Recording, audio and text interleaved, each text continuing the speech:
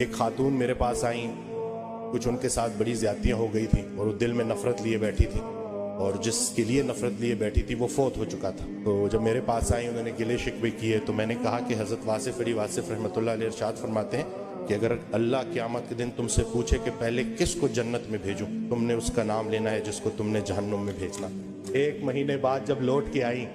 تو انسان بدل چکا تھا، چہرے پہ رونق، آنکھوں میں نور۔ مجھے کہتی ہیں کہ ڈاکٹر وسیم، جب میں یہاں سے اٹھ کے گئی، پہلے تو میں گھر کی طرف جا رہی تھی، مجھے آپ کی بات ہضم نہیں ہوئی، لیکن پھر میں نے گاڑی موڑی اور میں قبرستان چلی گئی، اور میں اس کی قبر کے سامنے کھڑے ہو کے میں نے کہا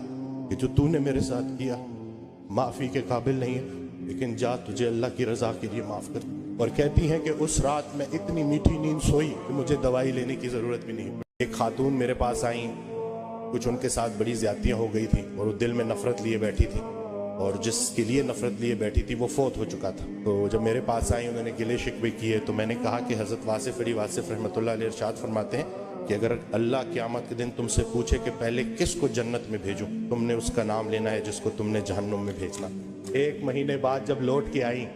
تو انسان بدل چکا تھا، چہرے پہ رونق، آنکھوں میں نور۔ مجھے کہتی ہیں کہ ڈاکٹر وسیم، جب میں یہاں سے اٹھ کے گئی، پہلے تو میں گھر کی طرف جا رہی تھی، مجھے آپ کی بات ہضم نہیں ہوئی، لیکن پھر میں نے گاڑی موڑی اور میں قبرستان چلی گئی، اور میں اس کی قبر کے سامنے کھڑے ہو کے میں نے کہا کہ جو تو نے میرے ساتھ کیا معافی کے قابل نہیں ہے، لیکن جا، تجھے اللہ کی رضا کے لیے معاف کر۔ اور کہتی ہیں کہ اس رات میں اتنی میٹھی نیند سوئی کہ مجھے دوائی لینے کی ضرورت بھی نہیں پڑی۔